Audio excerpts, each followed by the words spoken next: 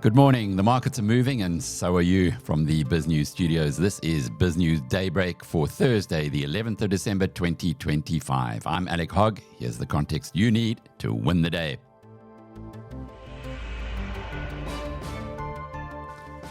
US equity markets celebrated Fed Day in the green overnight, but a nasty surprise after the bell is keeping traders on edge this morning.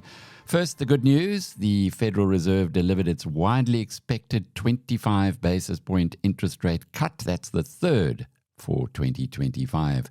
Chair Jerome Powell signaled a gradual path for future easing, which was enough to push the Dow Jones up 1.25% to a fresh close above 48,000. The S&P 500 added 0.7% and the Nasdaq managed a 1/3% gain. However, the mood soured in late trading. Oracle shares plunged over 10% down after hours. The software giant missed revenue estimates in its quarterly results and issued a spending warning that has reignited fears about the durability of the AI investment boom. In other tech news, the battle for India is heating up. Amazon gained almost 2% after committing $35 billion to the subcontinent. So they're not only investing in South Africa, while Microsoft slipped despite its own $17 billion pledge.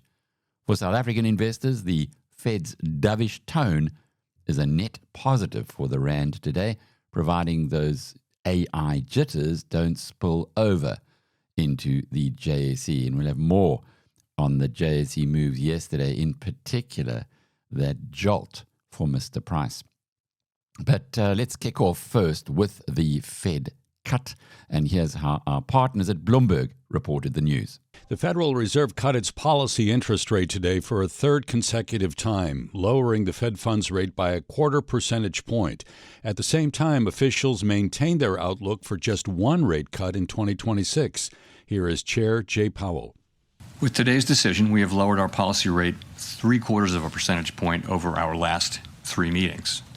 This further normalization of our policy stance should help stabilize the labor market while allowing inflation to resume its downward trend toward 2% once the effects of tariffs have passed through. Now, today's vote was 9-3. Again, here's Powell. The discussions we have are as good as any we've had in my 14 years at the Fed. They're very thoughtful, respectful, and you just have people who have strong views. And, you know, we come together and we reach a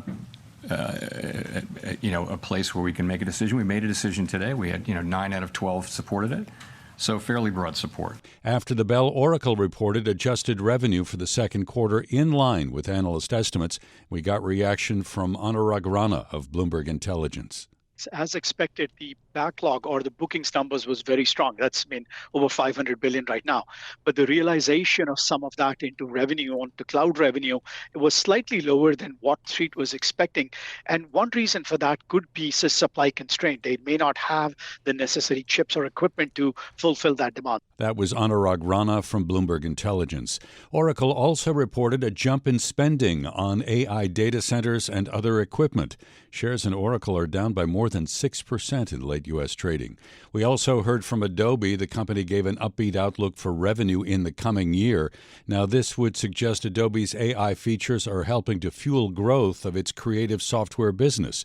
Earlier today, Adobe said Photoshop and Acrobat would be integrated into OpenAI's ChatGPT and offered free to chatbot users. Here is Sarah Kunst, Managing Director and founder of Clio Capital. When you look at that sort of analyst average price target, it's quite a bit higher than where Adobe's trading right now. But I think the reality is that we see all of these new tools. Google just came out with Nana Banana Pro, and it's really hard to see a ton of growth ahead for their core business, for that subscription around a lot of their creative tools. Sarah Kunst, Managing Director and founder at Clio Capital. Shares in Adobe picked up 0.4% in late U.S. trading. Apart from Oracle, another stock to come under pressure on Wall Street last night is Biz News portfolio favorite Uber. Here's Bloomberg's Carol Mazar and friends on their Stock Movers podcast. Gig economy stocks took a real hit today, Natalia. What's going on? Exactly. So Uber, the ticker is UBER, is down by 5.5% today. This came after Wedbush analysts raised some concerns, and specifically, they said that Tesla and Waymo are ramping up their autonomous vehicle efforts into 2026, and that could be a big disruption for companies like Uber, like Lyft. And they say 2026 could be a very painful year. This is a quote for both companies. And he also said that many people just underestimate how negative the impact from AVs could be for like these traditional drivers. Remember, Uber had this whole autonomous vehicle under Travis Kalanick, like they were doing this. Yeah. And they sold it off a few years ago because it was expensive and shareholders didn't necessarily love it. But I mean, this was the ultimate goal, was create, and that's what Elon's trying to do with Tesla and Robotaxi, like create a service that doesn't actually involve human drivers. And then there's Waymos. Well, that's the point, right? I love Waymos. Have you been in a Waymo? Never. Oh my God. It is heavenly. It's like going into a spa. I mean, the music is spa-like. There's nobody in there. It's like in a really spotless car. Carol's always raising her hand to go to California to do the LA.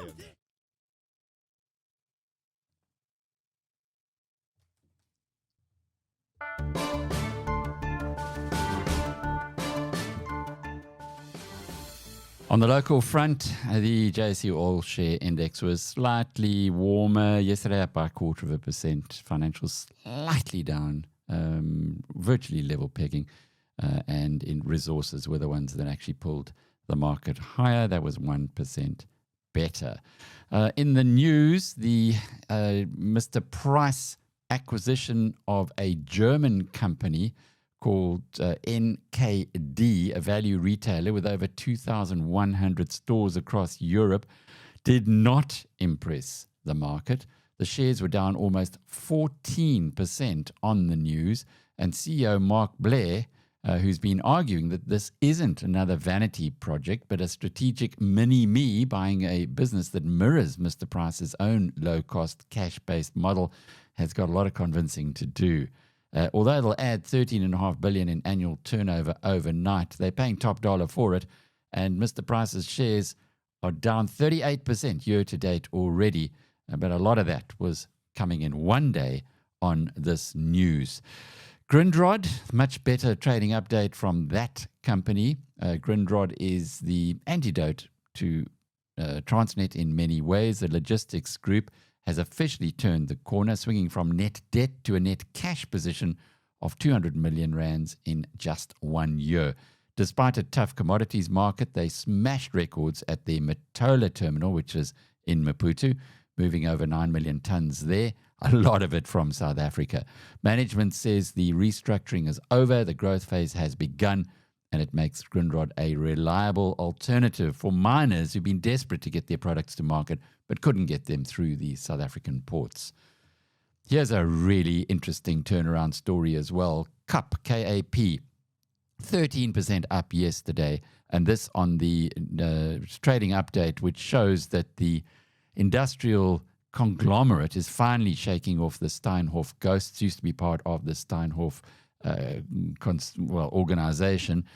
Year to date, though, the shares are still down 38%. So if you missed yesterday's run, there might still be time. The industrial group expects earnings to jump more than 20% for the half year to end December, signaling that its massive investment in PG Bison, big capital investments there, is finally paying off.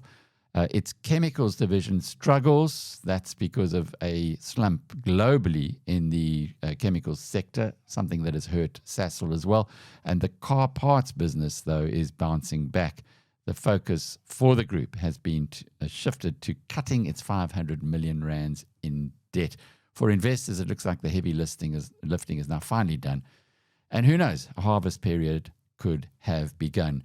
And good news for the recent addition to the BizNews portfolio, HCI.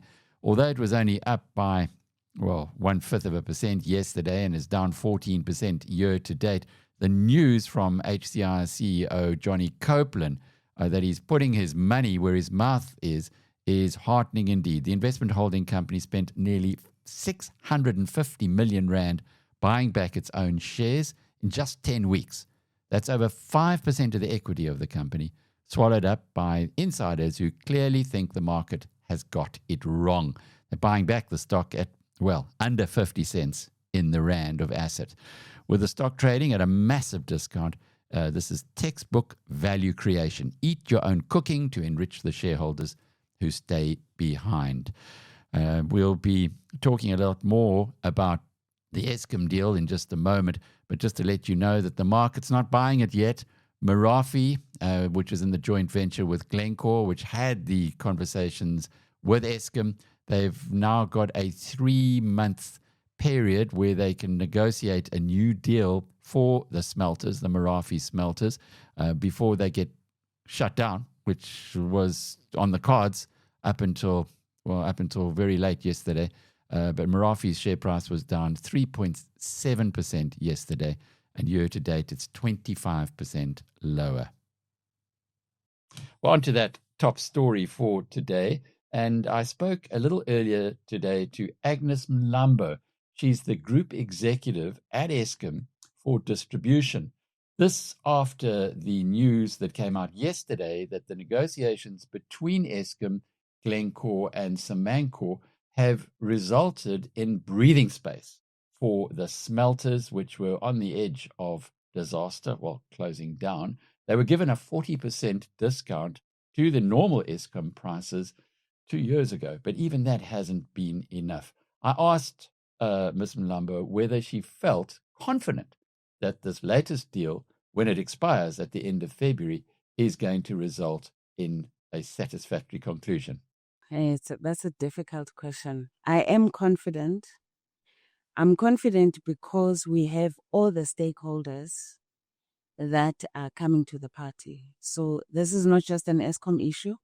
It is not just the Glencore Samancor. It is also the government's interest to make this work. And for me, if we have all the stakeholders, including Labour, by the way, if we have all the stakeholders finding a solution, there's just no way that we will not be able to find a solution that can work. May not be perfect, but we should be able to find something. So I'm really confident on that basis because we're not working alone. It's a joint it's a joint mission. Can we anticipate from this engagement that we'll see a new deal coming for the way that Eskom operates with industry in South Africa? Yes, we are going to expect a new deal and a new way of doing business, but it's not just because of me. It is an executive direction that we have taken, led by the GCE, Dan Marugane. So it's not just a distribution chartered path, but it is really led by the GCE. And we've got the full minister's support. It's actually at national level. It is not just a distribution issue. It's not just an Eskom, but it is spearheaded by the minister as well. So if you bottom line it for the South African public, what would you say has come out of these last few days, and how will things be different in future? We have everyone worried. We have everyone applying their mind. And we have everyone thinking differently. The outcome, we're yet to get there. But everyone's trying to find a solution that will work in the best interest of the country and employment and wealth creation, I guess. Yes, we're working 24/7, really working 24/7.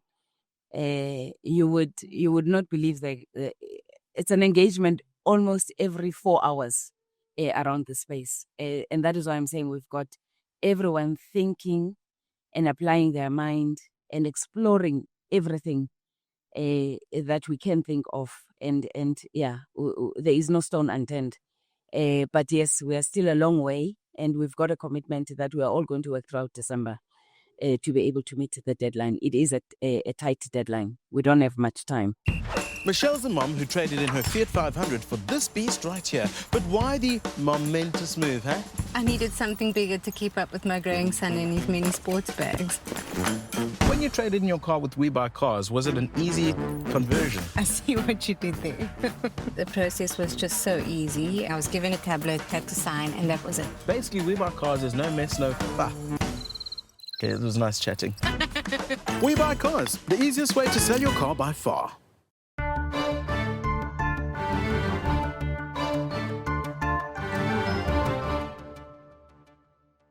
Denker Capital's founder, Koki Koiman, is our go-to guy when it comes to anything about financial investments. That means investments into banks or insurance companies. He is respected globally and spends a lot of time having a look at how the global banks are operating. He's just got back from a meeting of more than 25 East European banks in Prague, and he met for the first time someone from Uzbekistan, the Uzbekistan bank, who had some very interesting suggestions. Here's Koki. Went on to Prague, where we saw about 22 different banks from all over that Central and Southern Eastern European area, including first time I've seen the banks from Kazakhstan and Uzbekistan. It was very interesting. Who did you see from Kazakhstan and Uzbekistan? So Kazakhstan, there are two banks. The one is Halak Bank, and the other one is a company that's quite well known. A lot of funds own it, Kaspi. So, and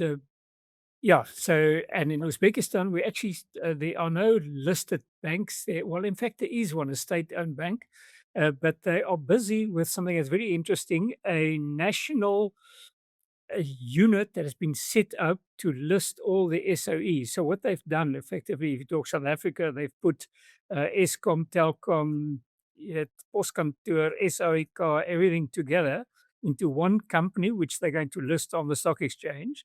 And the idea is then to also, those companies individually must list. And they took us through the process. So they managed to get about, I think it's 25 external experts into the country who have come to stay there for the year while they're doing this whole project. People from Bain, McKinsey, KPMG, etc., who've had experience in this type of thing. There was a similar one in Romania where they've worked on that as well. Idea is really to get transparency and accountability. So as you know, as soon as you put something on the stock exchange, you then have to explain to external shareholders why you need funds and what you're going to do with this, and you've got to explain your results to. And just to end this off, there were two fascinating things, but two was that I negotiated with the Uzbekistani government in this whole process. The first one, that CEOs and top management can be fired. So there's no someone gets the job because he's. The second one is that the board must be independent. So they had the right that potential and future shareholders can elect the board with a majority of them being non-government. Because else they say you'll never have the trust. So it actually was very interesting. Uzbekistan is now growing at 6-7% per year, real growth, a real good story. Kazakhstan as well. So, and that's really what attracted us. What are these countries doing that in South Africa could be doing? And that was one. To really get experts in and open yourself up to transparency and accountability. I suppose the difficulty would be to get Bain and McKinsey back in South Africa after the way they... Wrong names. You're quite right. But there are enough other experts.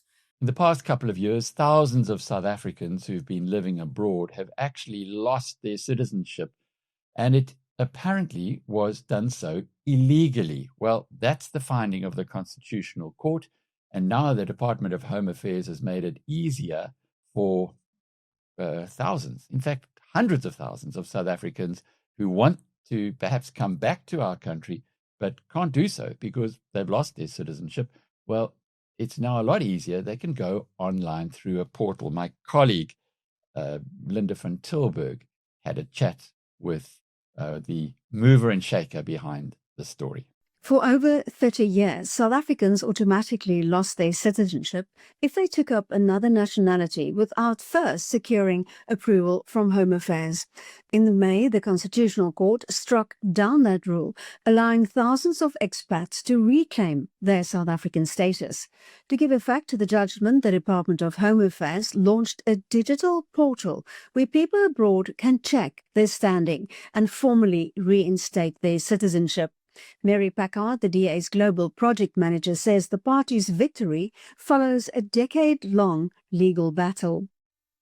Well, basically, in 2014, we were hearing a lot of cases of people that started having their citizenships retracted, and we're like, and the complaints were coming in, and we were really worried, and so we decided that this is unconstitutional. So we decided to take this to court and fight this, and of course, eventually, after many years, over 10 years, we finally won it, but we had to go through many political streams, and there we go. We are here today, and it's a big win, and it's something that we're very proud about because we care about our citizens. Well, it's been live for about 2 weeks now, the portal. Has everything been running smoothly? We've had a few issues, but nothing detrimental. Technical issues happen everywhere. And the biometrics is the main one. So the biometrics is basically having to have your passport flat. The lighting has to be great. You've got to make sure that your camera's on an angle. And there's a video now that we put on that has helped. Well, that the Department of Home Affairs has done and is up, and it's showing them how they get to have it done. So how many South Africans have been affected by this? Gosh, if I can only speak in percentage, because really I can't. We've got about 90% of South Africans that have been affected globally. And the rest, well, those are the ones that opted out, didn't want it. There you go. So we're working on helping those that really needed it back and didn't understand what was going on. Yesterday, you would have heard the early morning crossing that we had to BizNews Tribe member Rory Steyn in Brisbane. Here's how our partners at the FT assessed Australia's social media blackout for under 16s. It's got wide implications. A suggestion here as well that other countries, maybe ours, will follow. The FT's Nick Fildes joins me now from Sydney to talk about how the public and tech companies in Australia feel about the ban. Hey, Nick. G'day. So what exactly is banned under this groundbreaking legislation? So it's fairly simple yet fairly complex. How it is working is it is not a social media ban. What it is a ban on accounts for under 16 for 10 specific apps. Things like TikTok, Instagram, Kick, which is a video streaming service, Reddit, Snap, and YouTube is the one that's caused quite a lot of anguish because initially it wasn't included. If you are under 16, you cannot hold an account on any of these services. You can still access them. You know, if you need to look something up on YouTube and you're 15 for homework, you can still do that. What you can't do is have an account. And the reason they've done that is so that you are then not creating a sort of data stream for those companies to serve you with content, which can take a lot of children down a rabbit hole into some very dark places. That at least is what the Australian government has argued. So that's why they've taken this quite seemingly draconian step to introduce a blanket ban on these specific apps. Nick, has there been any pushback against this new law? Broadly, it has been very popular. A lot of parents have said this will help them have conversations with their children. The other side of the coin is there is concerns about whether this is an infringement on young citizens' rights. But more broadly, people are saying, how is this going to work? Kids are just going to game the system and get these accounts anyway. They're very determined. They're very tech savvy. And that's right. I think nobody's expecting this to be foolproof. Nobody's expecting this to work from day one. This is a long-term plan. There will be cracks in the system. However, the government has said we will adapt. It's more about moving the responsibility to the technology companies and saying, for future generations, you've got to get this right. Do you think something like this could catch on in other parts of the world? Absolutely. The Australian government has said they're leading by example here. We are a mid-sized country, so we're a good test bed for this sort of regulation. With other countries, including Malaysia, New Zealand, Denmark, they've all sort of started talking about implementing similar measures. So I think going first enables the world to sort of look at how Australia did it, whether it worked, how kids have reacted, how technology companies have reacted, and then tailor their own sort of methods to do it. And now you have the edge. For the full interviews and the details behind these stories, head over to biznews.com. I'm Alec Hogg. Thank you for starting your morning with us. Now go and seize the day.